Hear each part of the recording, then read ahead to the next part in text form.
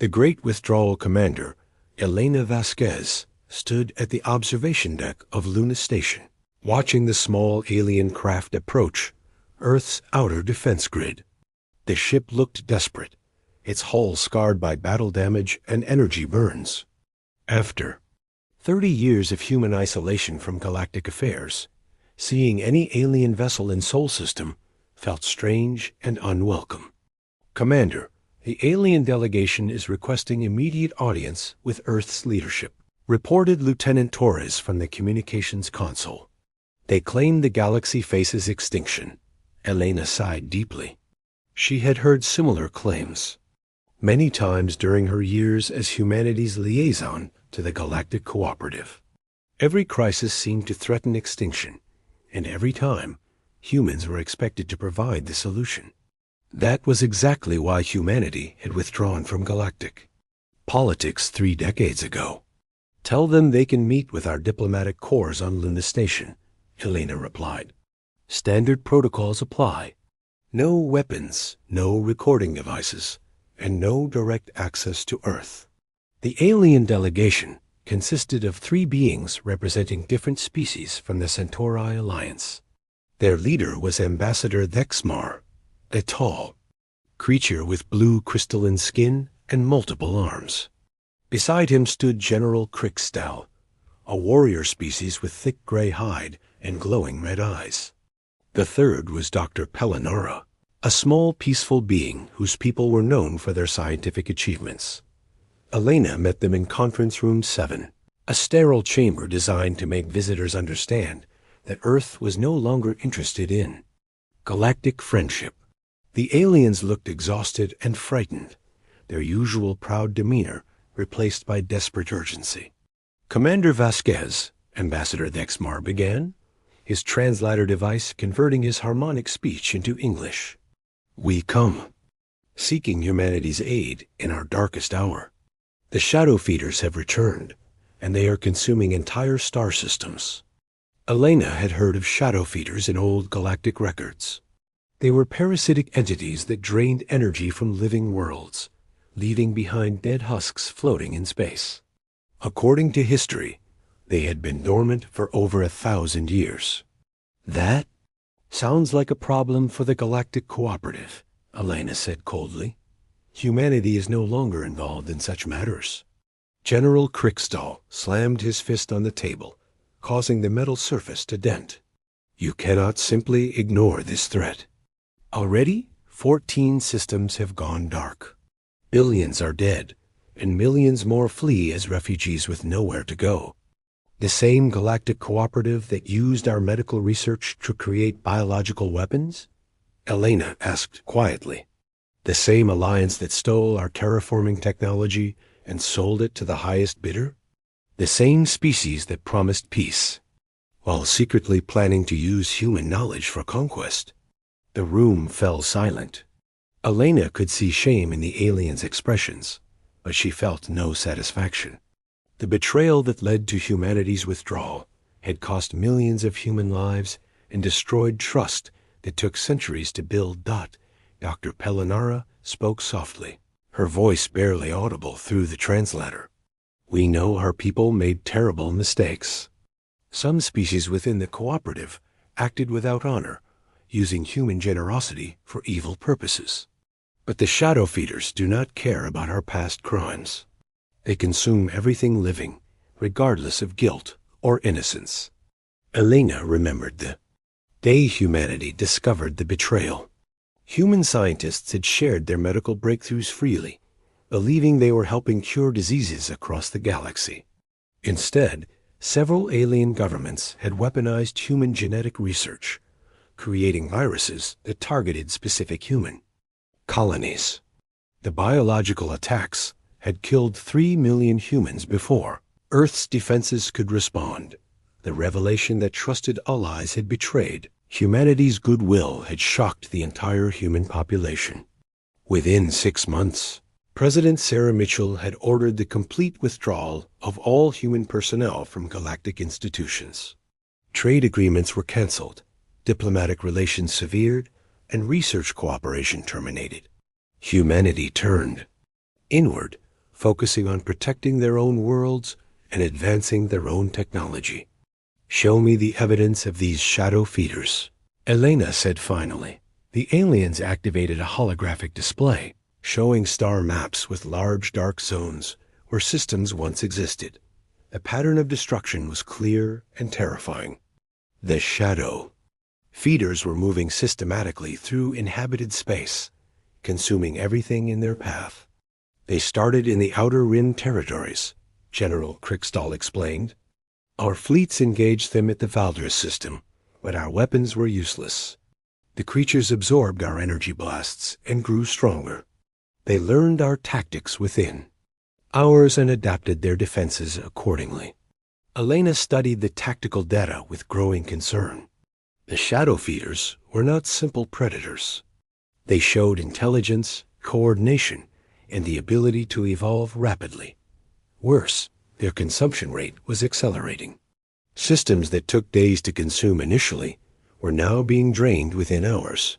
"What makes you think humanity can stop them when your combined fleets could not?" Elena asked. Ambassador Thexmar hesitated before answering. "Your species has always found solutions to impossible problems. During the Crystalline Wars, human strategists ended a conflict that had raged for centuries. When the Great Plague threatened to wipe out the Andorian people, human medical teams developed a cure in weeks.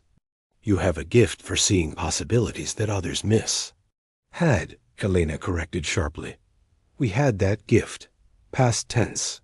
Humanity no longer shares its innovations with species that might use them for harm." Dr. Pellinara leaned forward, her large eyes reflecting genuine desperation. "Commander, I understand your anger and distrust. My own people benefited greatly from human knowledge, and some among us participated in the betrayal that caused your withdrawal. We deserve whatever punishment you choose to give us. But there are innocent species facing extinction who never harmed humanity." Elena felt a familiar internal conflict. Her duty was to protect humanity from further betrayal, but her conscience struggled with the idea of allowing innocent beings to die for others' crimes. This was the burden that had driven her to request transfer from diplomatic service to Luna Station Command. "The children of Vexstar have been completely consumed," Dr. Pellinara continued, her voice breaking. "They were a peaceful species that never developed weapons or harmed anyone. Their entire civilization, millions of years of culture and art, gone in 3 days. The shadow feeders left nothing behind but empty space." Elena closed her eyes, remembering her time working with the children of Vexstar. They were gentle beings who communicated through color-changing patterns on their skin. Human diplomats had helped them establish protected reserves for their unique art forms. Now all of that beauty and creativity had been consumed by mechanical horrors. "Even if humanity wanted to help," Elena said carefully, "our weapons technology is designed for defense, not offense. We focused on protecting our own worlds, not attacking threats in deep space." General Kriegstall activated another holographic display showing the shadow feeder's current position and projected path. Elena's blood ran cold as she saw the trajectory. The creatures were moving toward the core worlds, the most densely populated region of the galaxy. If they continued their current pace, they would reach systems containing trillions of beings within months. "There is something else," Ambassador Thexmar said reluctantly. "Our scientists believe the shadow feeders are not randomly consuming worlds. They appear to be seeking something specific, something that exists in the core worlds." "What kind of something?" Elena asked. "We do not know," Dr. Pellinara admitted. "But their behavior suggests intelligence and purpose. They bypass some systems entirely while consuming others completely. There is a pattern we cannot understand." Elena stood and walked to the observation window, looking out at Earth's blue marble hanging in the void. Somewhere beyond the solar system's edge, mechanical monsters were devouring entire civilizations. The rational part of her mind said this was not humanity's problem. The emotional part remembered friends and colleagues from dozens of species who were probably already dead. "I will present your request to Earth's leadership," Elena said finally. "But I make no promises." Humanity learned hard lessons about the cost of galactic involvement. We will not risk our people for species that might betray us again. As the alien delegation prepared to leave, Dr. Pellinara approached Elena privately. "Commander, there is something else you should know. Our long-range sensors have detected strange energy signatures near the edge territories. The shadow feeders may not be the only threat awakening in the darkness." Elena felt a chill run down her spine. "What do you mean?" "Ancient automated systems are activating across the galaxy. Weapons platforms that have been dormant for millennia are coming online. It is as if something is calling to them, preparing for a larger conflict." After the aliens departed, Elena sat alone in the conference room, staring at the tactical displays they had left behind. The scale of destruction was beyond anything in recorded history. If humanity remained isolated, they might be safe for years or even decades. But eventually, whatever force was behind the shadow feeders would turn its attention to human space.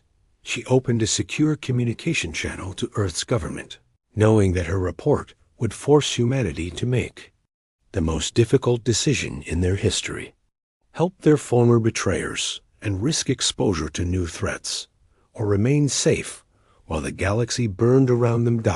As she began to compose her message, Elena wondered if humanity's 30 years of isolation had made them strong enough to survive. What was coming? The answer would determine not just the fate of the galaxy, but the future of the human species itself. The choice that changes everything. Dr.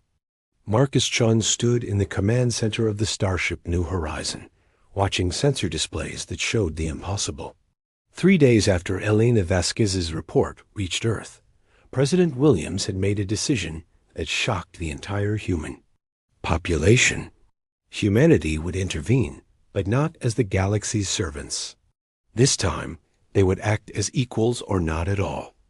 The New Horizon was the first of Earth's new generation of starships, built during 30 years of isolation using technology that alien species could barely comprehend. Its hull was constructed from metamaterials that could adapt to any form of energy attack. Its engines bent space-time itself, allowing instantaneous travel across galactic distances. Most importantly, its weapon systems were designed specifically to counter threats like the shadow feeders. "Dr. Chun, we are approaching the Kepler 442 system," reported Captain Sarah Kim from the bridge. "Long-range sensors confirm massive shadow feeder presence. The local defense fleet appears to be ... gone." Marcus nodded grimly. Kepler 442 had been home to over 2 billion beings from 4 different species. Now it was another feeding ground for the mechanical horrors that were consuming the galaxy. But unlike previous battlefields, this system would see humanity's return to galactic affairs. "All ships maintain stealth protocols until we reach optimal firing position," Marcus commanded. Through the fleet communication system, behind the New Horizon, 49 other vessels moved through space like ghosts, invisible to both alien sensors and shadow feeder detection systems. The human task force represented 30 years of technological advancement focused on protection and efficiency. While alien species had spent decades fighting each other and struggling with resource shortages, humanity had unified under a single government and devoted their entire civilization to scientific progress. The results were ships that seemed to operate on principles of physics that other species had not yet discovered. Marcus watched the tactical display as they approached the system's inner planets. The shadow feeders were everywhere, massive organic machines the size of cities that latched onto worlds and drained them of all energy. Smaller feeder units moved between planets like a swarm of mechanical locusts, consuming everything in their path. Sir, we are detecting Centauri Alliance vessels hiding in the asteroid belt, reported Lieutenant Commander Torres. They appear to be observing the feeding process, but not engaging. Open a communication channel, Marcus ordered. Let them know we are here. Ambassador Vexmar's crystalline face appeared on the main screen, his expression showing surprise and hope. Dr. Chun, we did not expect human ships to arrive so quickly. Our forces are regrouping for another attack, but our weapons have proven ineffective against the Shadow Feeder's adaptive defenses. Ambassador, I need you to withdraw your ships to a safe distance, Marcus replied. Humanity will handle this engagement using our own methods. General Krickstahl's voice interrupted from the background. With respect, Doctor, these creatures have consumed our most powerful battle fleets. How do 50 human ships expect to succeed where thousands of ours have failed? Marcus smiled slightly. General, your species spent the last 30 years fighting each other and struggling with the same technological limitations that have existed for centuries. Humanity spent that time learning and growing. You are about to see the results. The human fleet dropped their stealth systems and appeared in the Shadow Feeder's sensor range. The response was immediate and overwhelming. Thousands of feeder units turned toward the human ships, their biomechanical forms pulsing with absorbed energy from consumed worlds. All ships begin Phase 1 attack protocol, Marcus commanded. What happened next would be discussed in military academies for generations. The human ships did not fire conventional weapons. Instead, they released clouds of nanoscale machines that spread through space like silver mist. When the nanobots encountered Shadow Feeder units, they did not attack directly. Instead, they began rewriting the creature's biological programming at the molecular level. The Shadow Feeder's greatest strength had been their ability to adapt to any attack by absorbing and learning from their enemies' weapons. But the human nanobots did not try to destroy them. They simply convinced the creature's own biology that the feeding process was unnecessary and harmful.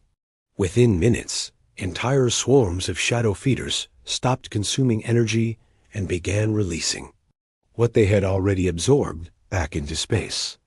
Impossible, whispered Dr. Palinara from the Centauri command ship. The Shadow Feeders are healing the worlds they had begun to consume. Asterisk. Marcus watched with satisfaction as planets that had been drained of life began to glow with renewed energy. The nanobots had not only stopped the feeding process, but reversed it, forcing the Shadow Feeders to return what they had taken. But the larger Shadow Feeder mother ships proved more resistant to the biological reprogramming. Their massive forms began adapting to the nanobots, developing countermeasures faster than the human systems could evolve new approaches. Phase 2, Marcus announced calmly. The human ships activated weapons that operated on principles the alien observers could not understand.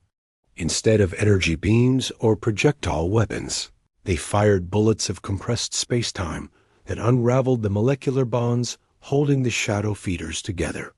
The massive creatures simply ceased to exist, not destroyed, but fundamentally unmade. At the quantum level, within 3 hours, the Kepler 442 system was completely cleared of Shadow Feeder presence. More impressively, the consumed worlds were showing signs of life returning as the nanobots continued their healing work. It was a demonstration of power and precision that left the alien observers speechless. Dr. Chun, Ambassador Vexmar, said quietly, "Your technology is beyond anything we imagined possible. How did humanity advance so far in just 30 years? Marcus turned to face the communication screen. Ambassador, when your species betrayed our trust, you taught us a valuable lesson. We learned that sharing our knowledge freely made us vulnerable to those who would use it for harm. So we stopped sharing and started protecting. 30 years of unified human effort, focused on defense and advancement. created capabilities that dwarf anything the galaxy has seen. General Krikstal leaned forward, his red eyes reflecting a mixture of awe and concern. If humans possess such power, why did you withdraw from galactic affairs? You could have ruled the entire galaxy. Because ruling others was never our goal. Marcus replied, humanity's strength comes from cooperation and unity, not domination. We withdrew to protect ourselves and to give the galaxy time to learn better ways of cooperation. Dr. Pelinara spoke hesitantly. Dr. Chun, will humanity help us eliminate the shadow feeders from other systems? Our people cannot develop countermeasures quickly enough to save their remaining worlds. Marcus paused before answering. This was the crucial moment that would determine humanity's relationship with the galaxy for generations to come. We will help, but not as we did before. Humanity will not be the galaxy's problem solver while receiving nothing but betrayal in return. What do you require? Ambassador Thexmar asked. First, complete transparency, Marcus said firmly. No more secret weapons programs using human technology. No more hidden agendas or private schemes. Any species that wants human assistance must open their research facilities and military programs to human inspection. The aliens exchanged uncomfortable glances, but nodded agreement. Second, genuine cooperation, Marcus continued. Humanity will share our defensive technologies, but only with species that prove they can be trusted partners. You must demonstrate that you have learned from past mistakes. And third, General Krikstal asked. Equality, Marcus said simply. No more treating humans as convenient problem solvers who can be discarded when no longer needed. If we work together, we work as equals with mutual respect and shared decision-making. Over the following weeks, the human task force moved through shadow feeder-infested systems, systematically clearing the creatures using methods that seemed like magic to alien observers. But more importantly, they began establishing new relationships with galactic species based on mutual respect rather than dependency.